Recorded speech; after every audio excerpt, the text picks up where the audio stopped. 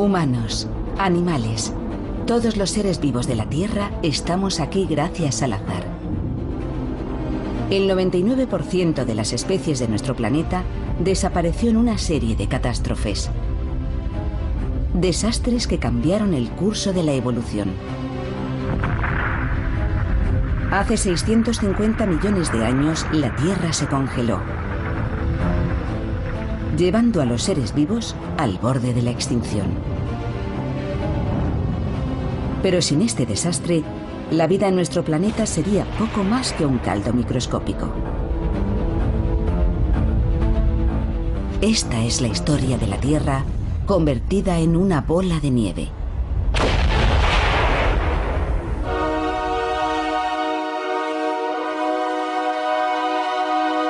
Catástrofe.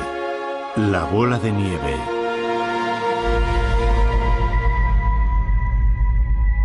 Es casi imposible imaginar la inmensa escala temporal de la vida de nuestro planeta. Así que vamos a comprimir toda su historia en un solo día. A las 0 horas, hace 4.500 millones de años, nació el planeta. Minutos después, el protoplaneta Theia se estrelló contra la joven Tierra.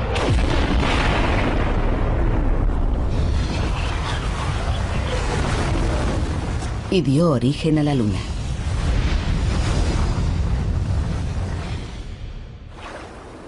A las 4 de la madrugada aparecieron las primeras formas de vida. A las 8, los continentes estaban rodeados por mares poco profundos llenos de bacterias. Las bacterias habitaron los océanos durante 3.000 millones de años, pero a las 8:27 de la noche, hace 650 millones de años, ocurrió una catástrofe.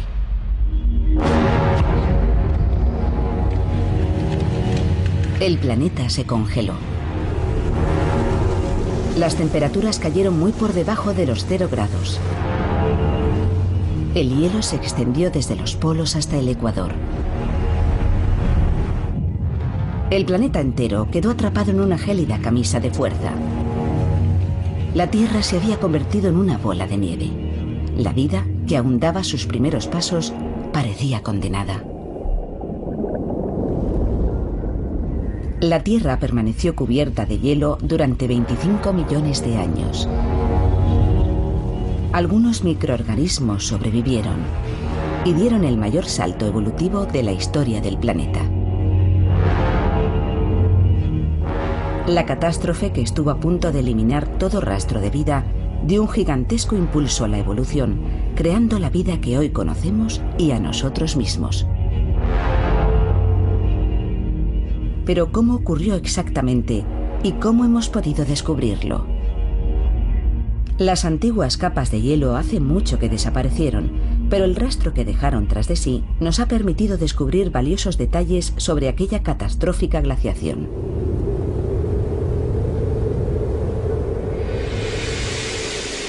Las pistas están escondidas en algunos de los lugares más remotos del mundo.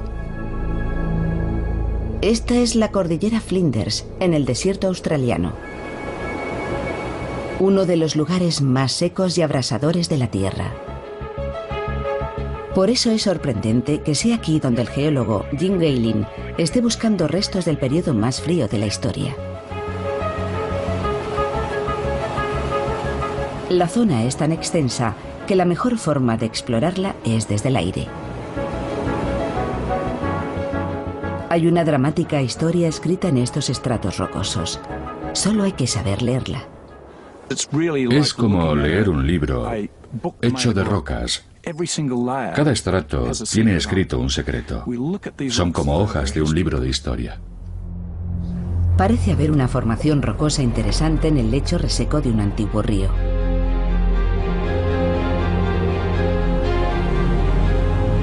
Es lo que Gaylin estaba buscando. Una roca de 650 millones de años de antigüedad. Lo que se denomina un bloque errático. Un bloque errático es una roca extraña que no debería estar entre sedimentos de barro o arena, sino entre derrubios o helechos de rocas. Pero aquí está. Puede parecer una simple piedra, pero su presencia demuestra que este ardiente desierto estuvo cubierto de hielo. Esta roca no debería estar aquí, en un entorno compuesto de barro, arena y grava. En condiciones normales sería imposible. Algo transportó este bloque errático hasta aquí durante miles de kilómetros. Y solo hay una fuerza que pueda trasladar rocas como esta a grandes distancias: el hielo.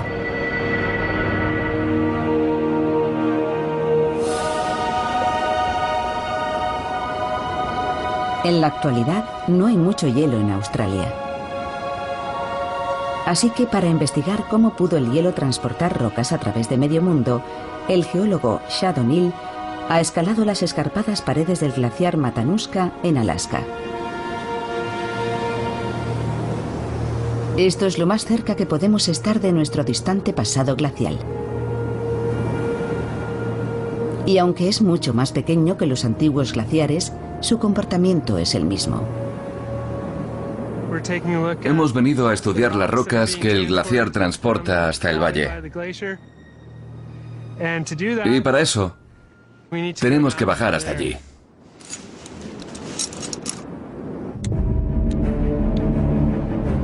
Los glaciares son excavadoras naturales. Destruyen todo lo que encuentran a su paso. Arrancan rocas en lo alto de las montañas y las empujan hasta los valles. Pueden transportar rocas del tamaño de un autobús durante muchos kilómetros. Los más largos tienen cientos, incluso miles de kilómetros, de modo que pueden trasladar piedras enormes a grandes distancias. Cuando el hielo se funde, deposita su cargamento en la base del glaciar. Este tiene cientos de metros de espesor y puede transportar miles de toneladas de rocas. Ha arrastrado todo esto desde las montañas. Cuando se deshiela, el paisaje que deja al descubierto parece arrasado por un equipo de excavadoras. Es el mismo proceso que transportó los bloques erráticos hasta la cordillera Flinders. Pero hay una importante diferencia. El glaciar Matanuska transporta las rocas unos 40 kilómetros. Los glaciares de hace 650 millones de años las transportaban miles de kilómetros. Aquí tenemos una roca que fue arrancada por el glaciar, transportada hasta el valle y depositada aquí. Es muy similar a las encontradas en Australia, donde había glaciares en el pasado. Los bloques erráticos de la cordillera Flinders demuestran que Australia estuvo cubierta de hielo, pero no prueban que todo el planeta estuviera congelado. Los continentes no han estado siempre donde están ahora. La superficie de la Tierra está en constante movimiento y no deja de empujar los continentes por todo el planeta. Pero ¿dónde estaban hace 650 millones de años? ¿Y dónde estaba Australia? Puede que estuviera más cerca del Polo Sur y que los bloques erráticos procedan de los glaciares antárticos. La respuesta a esta incógnita se encuentra en otro inhóspito desierto.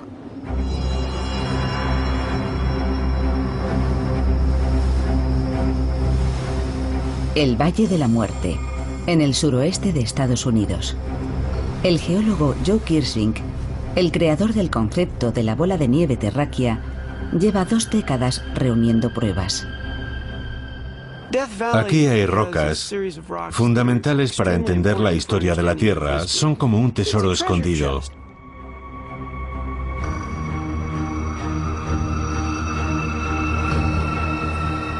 Este tampoco es un lugar donde uno esperaría encontrar rastros de hielo.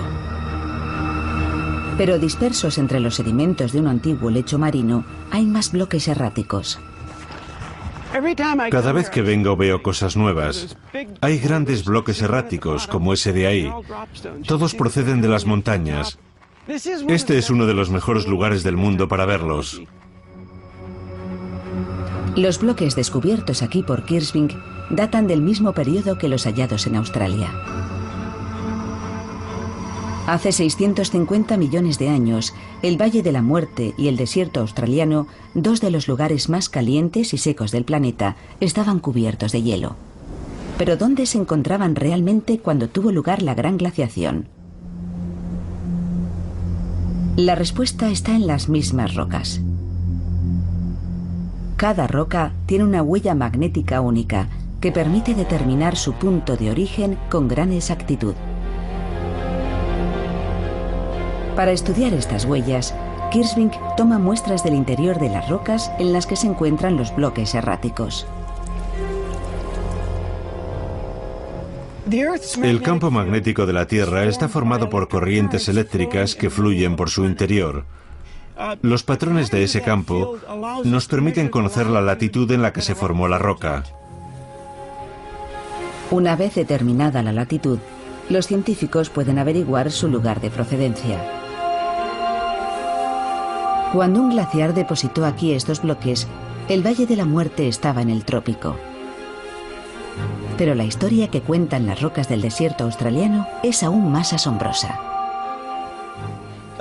Un equipo que estudió esas rocas descubrió que su magnetismo era muy estable y pensaron, un momento, esto puede ser muy importante. La huella magnética descubierta revelaba que hace 650 millones de años, Australia estaba en un lugar completamente distinto del que ocupa hoy.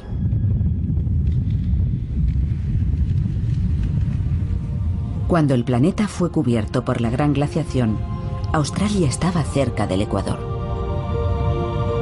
Esta era la prueba que los científicos andaban buscando. Fue maravilloso. Era la primera vez que conseguíamos demostrar que hubo glaciares en el Ecuador.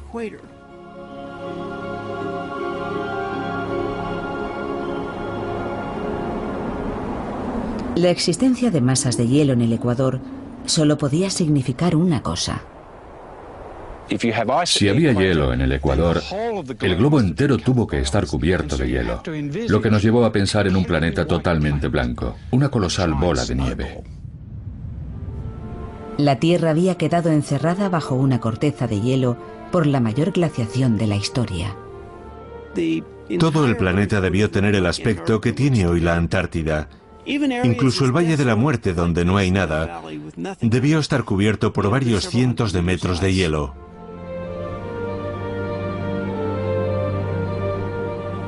¿Pero qué fue entonces de los organismos unicelulares atrapados bajo la densa capa de hielo y de nieve? Su futuro no parecía muy prometedor. Aquella fue la mayor glaciación de la historia de este planeta. Sus océanos no solo estaban cubiertos de hielo cerca de los polos. El hielo se había extendido por todas partes. Prácticamente había aislado a todos los seres vivos. Hace 650 millones de años, la Tierra comenzó a helarse. La vida parecía destinada a la extinción total. De alguna forma, algo había condenado a todo el planeta a una catastrófica congelación extrema. La cuestión es ¿qué? Son las 8:27 de la tarde en el reloj de la historia de la Tierra. Hace 650 millones de años, el planeta se enfrentaba a una catástrofe. Una profunda congelación global. ¿Pero qué la había provocado? Esta no era la primera glaciación que sufría el planeta, y tampoco sería la última. Sucede aproximadamente una vez cada 100.000 años.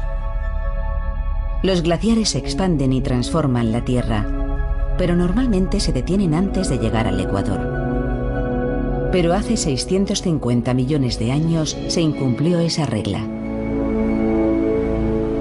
Las glaciaciones, en su mayor parte, son consecuencia de cambios en nuestra órbita alrededor del Sol.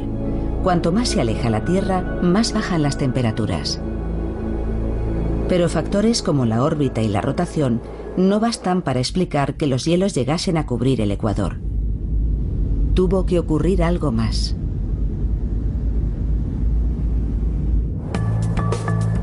La culpable resultó ser nuestra atmósfera, concretamente los gases de efecto invernadero, como el dióxido de carbono. Una alta concentración provoca un calentamiento global, mientras que unos niveles normales dan como resultado temperaturas moderadas. Un gas de efecto invernadero es cualquier tipo de gas que tiene la capacidad de convertir los rayos del sol en calor. Estos gases son increíblemente eficaces para mantener el planeta cálido, como hoy en día.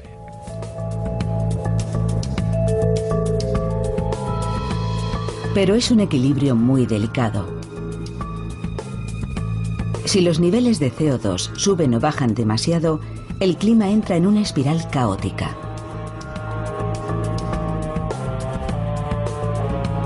Si hay demasiado, el planeta se calienta, y si hay demasiado poco, se enfría. El dióxido de carbono es un gas muy importante. Es a la vez un problema y una solución. Cuando está en proporciones demasiado altas, recalienta la Tierra, que es lo que hoy nos preocupa. Pero en la época anterior a la bola de nieve, el problema fue el contrario. No había suficiente CO2 y la Tierra empezó a enfriarse, provocando una refrigeración imparable que encerró al planeta bajo una corteza de hielo.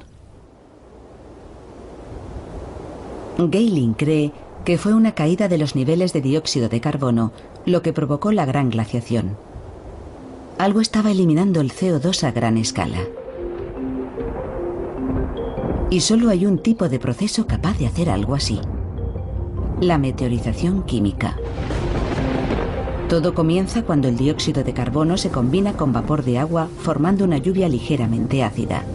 Cuando ésta cae sobre las rocas, reacciona con los minerales, atrapando el CO2 en el agua que resbala sobre estas. A continuación pasa al mar, donde contribuye a formar nuevas rocas. Así el dióxido de carbono que estaba en la atmósfera queda atrapado en el fondo marino. Cuando se produce la meteorización a gran escala, la lluvia ácida descompone las rocas y el dióxido de carbono sale de la atmósfera, quedando atrapado en los océanos. La meteorización ocurre más rápido en los lugares cálidos y húmedos. Normalmente, en las zonas demasiado al norte o demasiado al sur, la meteorización no es un factor determinante. Pero hace 650 millones de años, todas las masas terrestres estaban aglomeradas en un supercontinente en el Ecuador. Una gran zona húmeda y cálida que recibía la mayor parte de la lluvia del planeta. La meteorización se disparó. Los niveles de CO2 cayeron bajo mínimos, y lo mismo le ocurrió a la temperatura de la Tierra. Si el dióxido de carbono está siendo retirado de la atmósfera y no se repone, inevitablemente la Tierra se enfría. Normalmente, las plantas y los animales equilibran los niveles de dióxido de carbono de la atmósfera, impidiendo que la temperatura fluctúe en exceso. Pero hace 650 millones de años, la vida aún no había evolucionado en tierra firme, y en los océanos solo florecía en forma de bacterias. Y estas estaban contribuyendo a empeorar la situación. Hace 650 millones de años, este era un mundo de cianobacterias que vivían formando una capa cenagosa en el lecho marino. Las cianobacterias ya estaban en este planeta 3.000 millones de años antes de crearse la bola de nieve. Y en aquel momento fueron especialmente importantes. Las cianobacterias absorbieron dióxido de carbono de los océanos y lo fijaron en formaciones calizas llamadas estromatolitos. Parte de este antiguo dióxido de carbono sigue atrapada en rocas fosilizadas como estas del sur de Australia. Cuando Jim Gehling vierte sobre ellas un ácido suave, el dióxido de carbono que lleva encerrado cientos de millones de años se libera. Esa efervescencia, en forma de burbujas blancas, es el dióxido de carbono que estaba atrapado en los estromatolitos y que vuelve a la atmósfera. En lugar de estabilizar los niveles de CO2, las cianobacterias los hicieron descender aún más. lo que unido a los efectos de la meteorización química provocó que las temperaturas se desplomaran. Incluso entonces, el planeta podría haber evitado la congelación total. Pero una catastrófica reacción en cadena lo llevó a un punto sin retorno.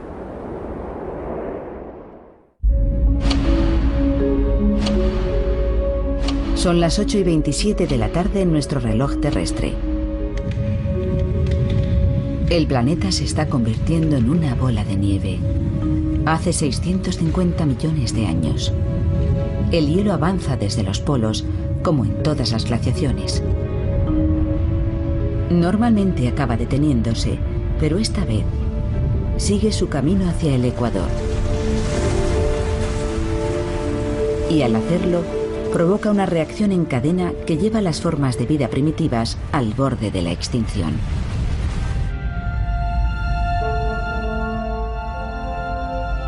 La Tierra está cubierta por tierra firme, hielo y mar abierto. Cada una de estas superficies refleja el Sol de forma distinta, y esa es la clave de lo que ocurrió a continuación.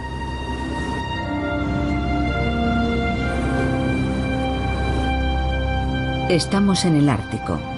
El geofísico Don Perovich se dirige a la línea donde la banquisa, o hielo marino, se encuentra con el mar abierto. Esta zona, conocida como borde frontal, es uno de los mejores lugares para estudiar por qué la Tierra cayó en una catastrófica congelación total. Este es el lugar donde el hielo se encuentra con el océano abierto. Pero es mucho más que eso. En el borde es donde hay agua, donde hay luz, y por tanto es donde hay vida. Aquí vemos ballenas, focas y aves en el cielo. Es una zona increíble. Aquí Perovich puede comparar el albedo, o reflectividad terrestre, de dos superficies muy distintas: el hielo marino y el océano abierto. Este sensor mide la luz del Sol que incide sobre la nieve y la cantidad que ésta refleja. El hielo marino es la superficie más reflectante del planeta. Refleja un 85% de la luz que recibe. Si nos alejáramos del borde unos 100 metros, el albedo sería de menos del 10%. Lo más interesante de todo esto es que el hielo cubierto de nieve tiene el albedo más alto de todas las superficies naturales de la Tierra, y el mar abierto el más bajo. Así que aquí mismo tenemos al mejor reflector natural y al peor reflector natural. El mar abierto devuelve muy poca luz al espacio. Absorbe la energía del Sol y mantiene el planeta templado.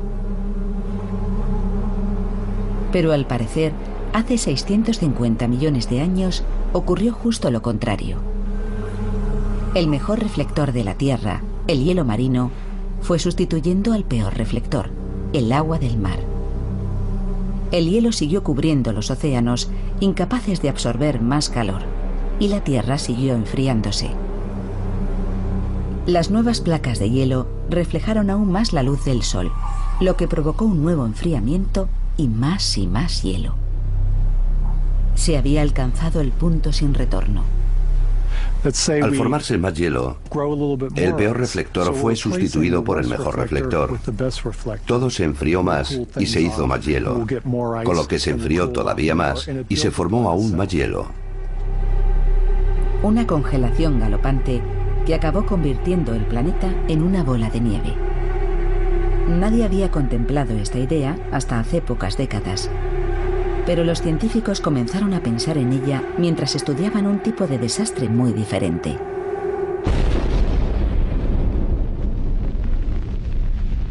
Una guerra nuclear. Durante la Guerra Fría, predijeron que una confrontación nuclear podría lanzar a la atmósfera humo y polvo suficiente para bloquear la luz del Sol y provocar una glaciación global.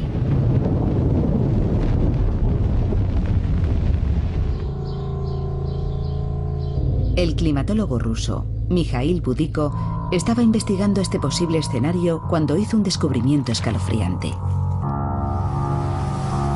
Calculó que si la banquisa alcanzaba el paralelo 30 norte, a la altura de Nueva Orleans, la cantidad de energía solar reflejada empujaría la Tierra a un punto de inflexión.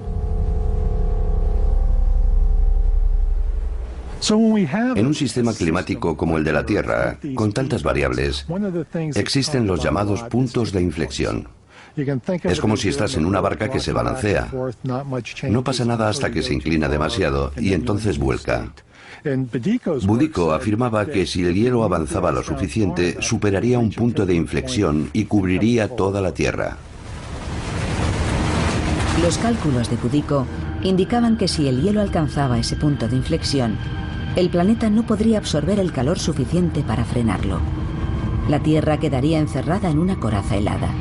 Y al parecer, hace 650 millones de años, fue exactamente eso lo que ocurrió. En lugar del mundo que tenemos hoy, debió ser algo similar a esto.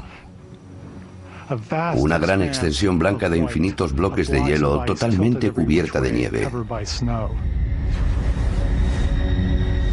Es difícil imaginar el alcance del desastre que debió suponer la gran glaciación. Las dos masas de hielo se encontraron finalmente y cerraron sus heladas mandíbulas en el Ecuador. Parecía que nada podría sobrevivir en este desierto helado. Y sin embargo, la vida no solo superó el desastre, sino que floreció. Y dio el mayor salto evolutivo de nuestra historia.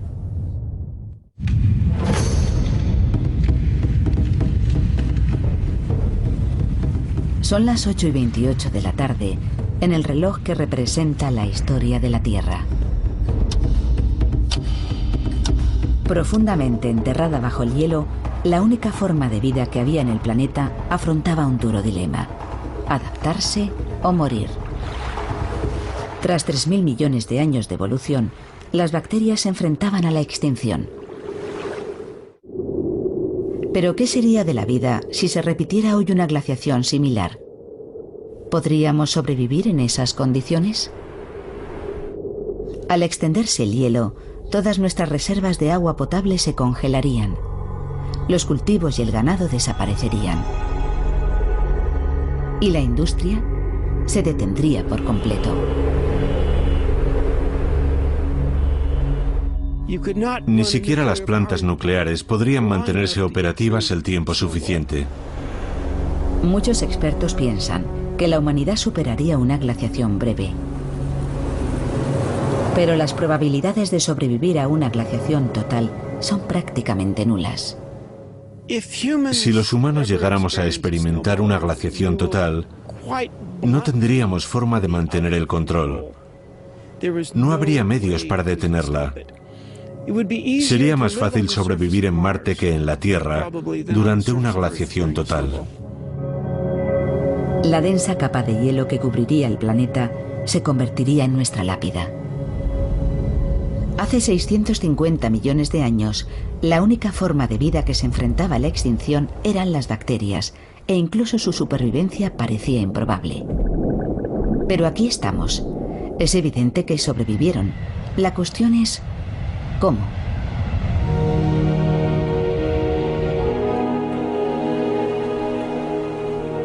El deseo de averiguar cómo aquellos organismos simples mantuvieron viva la evolución ha traído a esta microbióloga solitaria al glaciar Whiteout, en el sur de Alaska. Hazel Barton se pregunta cómo pudieron sobrevivir las bacterias a una prolongada congelación. Su objetivo es encontrar rastros de vida en unas cuevas heladas aparentemente vacías. Siempre se ha pensado que en estas cuevas no había vida. No había nada, pero están repletas de microorganismos. Barton busca microbios vivos en esta cueva de hielo para comprender cómo sus antepasados sobrevivieron al mayor de los desastres climáticos hace millones de años. Ya en la entrada hay partículas de polvo alojadas en el hielo, lo que crea una superficie en la que pueden sobrevivir los microbios. Esta cueva se encuentra debajo del glaciar. En su interior la temperatura es de 4 grados bajo cero. Los organismos que viven en condiciones tan duras reciben el merecido nombre de extremófilos. Barton toma muestras de los microbios sepultados en los sedimentos de las rocas heladas. Estoy buscando sedimentos que puedan contener microbios que nunca hayan estado expuestos al calor. A estos organismos les encanta el frío y de hecho han evolucionado para vivir en estas condiciones de frío. Si ahora los llevásemos a la luz del sol, sin duda morirían. Sería como si nos abandonaran a nosotros en mitad de un desierto.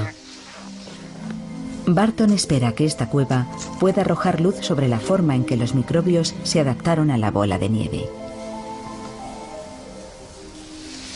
La mayoría de las superficies expuestas debieron tener un aspecto parecido a esto. Así que tenemos delante el tipo de entorno al que debieron adaptarse los organismos supervivientes. Y no solo vivían sobre el hielo, también lo hacían en su interior. La luz penetra unos metros en el hielo, y eso es suficiente para que estos microbios prosperen.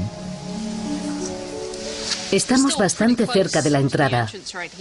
Yo diría que aún entra la cantidad suficiente de energía solar para que crezcan las cianobacterias. Probablemente sigan viviendo en el hielo.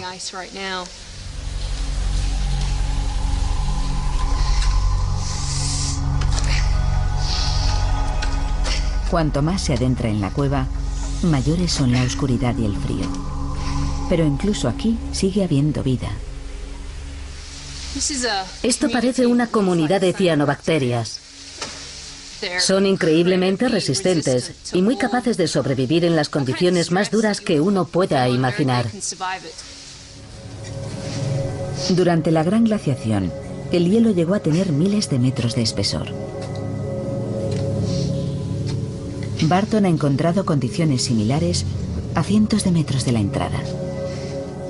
Aquí apenas hay luz, pero incluso en esta penumbra helada encuentra colonias florecientes de microbios.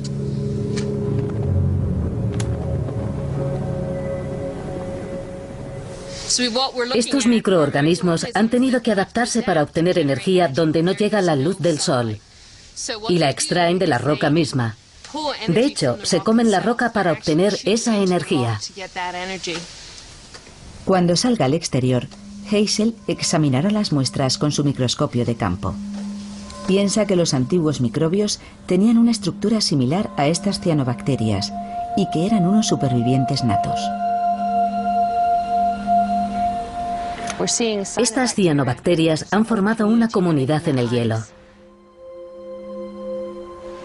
Son unos organismos increíbles, muy adaptables, y una de las formas de vida más antiguas del planeta.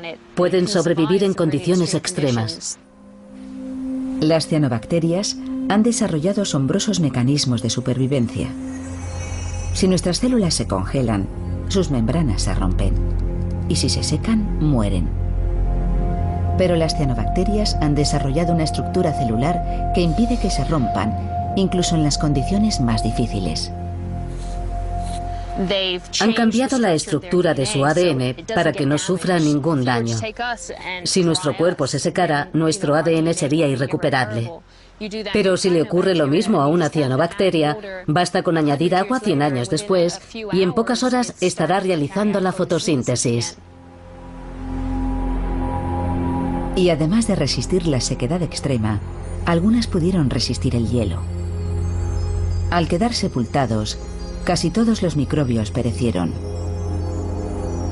Pero los más resistentes sobrevivieron, y con el tiempo evolucionaron hasta formar cepas que prosperaban en el frío y la oscuridad, convirtiéndose en los antepasados de todos los seres que viven hoy en la Tierra.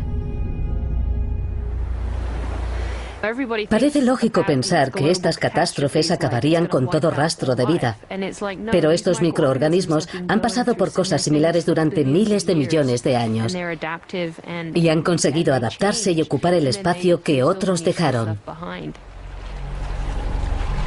Estas investigaciones prueban que incluso en las condiciones más extremas, en el hielo y en la oscuridad, la vida siempre se abre camino. Si un objeto del tamaño de Marte se estrellara contra la Tierra, seguiría existiendo vida. Estas catástrofes simplemente abren un nuevo capítulo en el que una forma de vida distinta tomará el relevo. La única razón de que estemos aquí es que la vida se adaptó y sobrevivió. Pero para que pudiera avanzar y evolucionar, la Tierra tenía que deshelarse. ¿Pero qué podría haber fundido una coraza de hielo de 25 millones de años de antigüedad? La respuesta estaba oculta en lo más profundo de la Tierra y estaba a punto de abrirse camino hasta la superficie.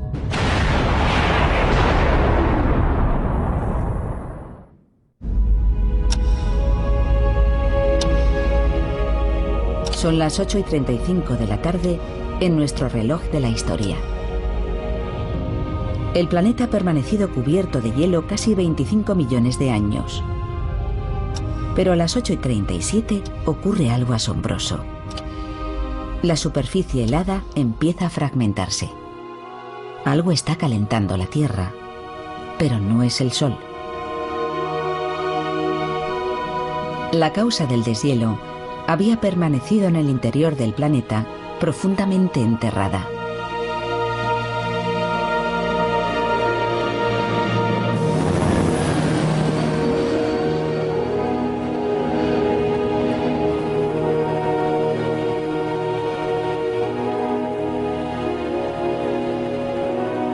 Estamos en Alaska, en las Islas Aleutianas, una de las regiones con más volcanes del planeta. El monte Augustine es un volcán activo desde hace más de 40.000 años. El vulcanólogo John Power está investigando las misteriosas causas de la descongelación global. Y los volcanes son lo único que hay en la Tierra, lo bastante caliente y poderoso para deshelar un mundo congelado. El volcán Augustine es uno de los más activos de la región. Su última erupción fue en 2006 y en él puede estar la clave de todo. Bajo el monte Augustine se oculta un infierno ardiente. Durante su última erupción, lanzó a la atmósfera 17.000 millones de toneladas de lava y cenizas. Expulsó tanto material que incluso vio incrementada su altura. Estamos unos 30 metros por encima de la antigua cumbre, en uno de los territorios más recientes de Norteamérica. John Power mide la temperatura, justo debajo de la superficie. Llega a alcanzar 95 o 96 grados centígrados. La cumbre sigue estando muy caliente. Si quisiéramos asar unas patatas o freír unos huevos, este sería un lugar perfecto para hacerlo. Aún así, cuesta creer que un volcán, incluso uno tan poderoso como este, pueda derretir una corteza de hielo de miles de metros de espesor. Este lugar estuvo cubierto de hielo hace tan solo 10, 15 o 20.000 años. En aquel periodo, todo estaba debajo de un glaciar.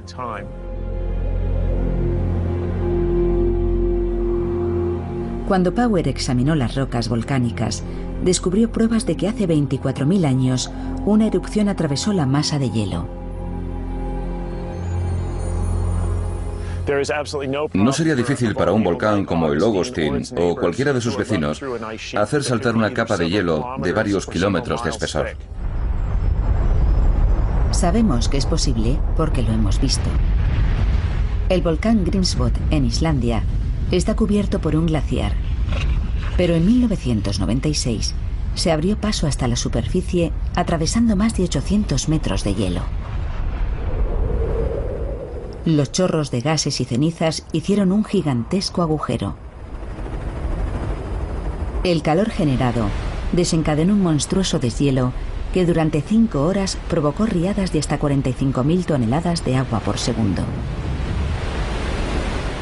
Pero a escala global, cuando todo el planeta estaba congelado, unos pocos agujeros no habrían tenido el menor efecto.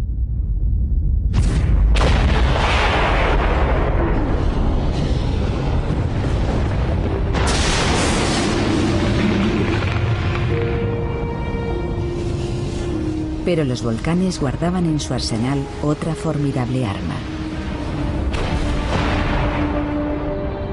Además de lava y rocas, también expulsaron grandes cantidades de gases de efecto invernadero. El dióxido de carbono es uno de los gases dominantes emitidos por los volcanes. En ocasiones este volcán ha liberado miles de toneladas diarias. El Ogostin es insignificante comparado con los volcanes que rompieron la gran corteza de hielo. Los científicos creen que miles de volcanes liberaron miles de millones de toneladas de dióxido de carbono. Durante 1 millón de años, los niveles de dióxido de carbono fueron elevándose hasta revertir la caída que había provocado la gran glaciación. La balanza se inclinó hacia el lado contrario. El dióxido de carbono se fue acumulando en la atmósfera hasta llegar a un punto de inflexión en el que se produjo el superdeshielo. Y ese fue el fin de la bola de nieve. La atmósfera rica en dióxido de carbono atrapó la luz del sol, hizo subir las temperaturas y finalmente fundió el hielo. Después de 25 millones de años, la Tierra dejó de ser una bola de nieve. Y con la retirada del hielo sucedió algo extraordinario.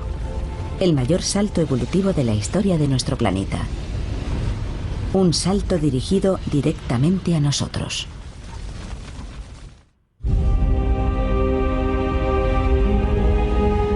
Los volcanes habían liberado a la Tierra de una profunda glaciación global. Sus erupciones expulsaron miles de billones de toneladas de dióxido de carbono a la atmósfera. El CO2 capturó el calor del Sol, calentó el planeta y fundió el hielo. La Tierra, por fin, había dejado de ser una bola de nieve. En los océanos, algunos organismos unicelulares habían sobrevivido a la prolongada congelación. Y ahora iban a ser la llave de un cambio extraordinario. 3 millones de años después del fin de la glaciación, el nuevo clima templado desencadenó una explosión evolutiva espectacular. Las bacterias unicelulares evolucionaron dando origen a seres multicelulares. Fueron los primeros organismos complejos y los antepasados de todos los animales, incluidos nosotros.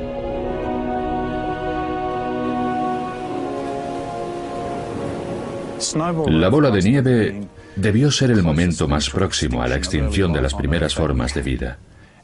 Pero a pesar de todo sobrevivieron.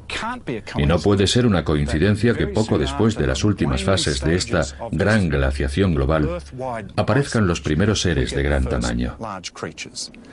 Todo parece indicar que estas catástrofes medioambientales impulsaron las formas de vida que podían evolucionar hacia la creación de organismos multicelulares.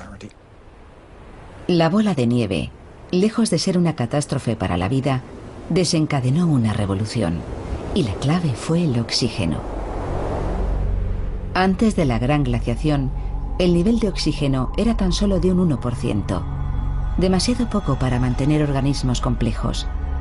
Pero después del deshielo se disparó hasta un 21%. Este aumento pudo ser el resultado de cambios químicos durante la edad de hielo. Los rayos ultravioleta del Sol habían hecho reaccionar a las moléculas de agua del hielo, produciendo un compuesto químico llamado peróxido de hidrógeno o agua oxigenada, que permaneció fijado en el hielo hasta que éste empezó a fundirse. El peróxido de hidrógeno se descompuso, liberando grandes cantidades de oxígeno en el aire y los océanos. Y este espectacular aumento de los niveles de oxígeno fue lo que impulsó la evolución hacia los organismos multicelulares. Las grandes glaciaciones globales son los hitos de la evolución. No puede ser una coincidencia que la aparición de los animales fuera precedida por la mayor glaciación que ha experimentado la Tierra. Los primeros organismos multicelulares no eran más grandes que la cabeza de un alfiler. Estas diminutas criaturas son los fósiles multicelulares más antiguos del planeta, los primeros eslabones de una cadena evolutiva que finalmente llegaría hasta nosotros. A lo largo de millones de años, en una nueva atmósfera rica en oxígeno, aquellas criaturas se fueron volviendo más y más complejas. En Australia, Jim Gaylin estudia los fósiles de los seres que heredaron el planeta después del deshielo. Después de la bola de nieve, vemos una revolución en la historia de la vida. Por primera vez, podemos ver fósiles de criaturas grandes, criaturas que se ven a simple vista. Son los primeros animales de la Tierra. Esta primitiva criatura marina es uno de los primeros organismos multicelulares complejos. Vivió unos 50 millones de años después del fin de la bola de nieve. Está completo. Podemos ver el vientre, la cabeza y estos segmentos increíblemente finos extendidos sobre el lecho marino. Todos los animales de la Tierra, incluidos nosotros, descendemos de criaturas como estas. Son las primeras formas de vida que tuvieron patrones celulares y estructuras corporales similares a las nuestras. Cabeza, cola, vientre, espalda. No son necesariamente nuestros antepasados directos, pero sí los primeros seres que representan la línea biológica que conduce hasta nosotros. Organismos similares estaban evolucionando por todo el planeta, dando el salto de la vida simple a la vida compleja. Existía vida desde hacía más de 3.000 millones de años. Pero aquella glaciación desencadenó la evolución de la vida compleja. De no haber sido por ella, hoy tan solo habría un caldo bacteriano y no estaríamos aquí sentados hablando de esto. De modo que, si tuviera que elegir un momento crucial de la historia de la vida que hizo que cambiara todo, elegiría la bola de nieve. De un caldo bacteriano, pasamos a una explosión de vida de una increíble y gloriosa diversidad. Todos los seres vivos somos el resultado directo de una glaciación profunda y devastadora, que estuvo a punto de destruir todo rastro de vida en la Tierra, pero que terminó dando origen al mundo que hoy conocemos. Debemos nuestra existencia al mayor desastre climático que ha experimentado el planeta. Sin la bola de nieve, nosotros no estaríamos aquí.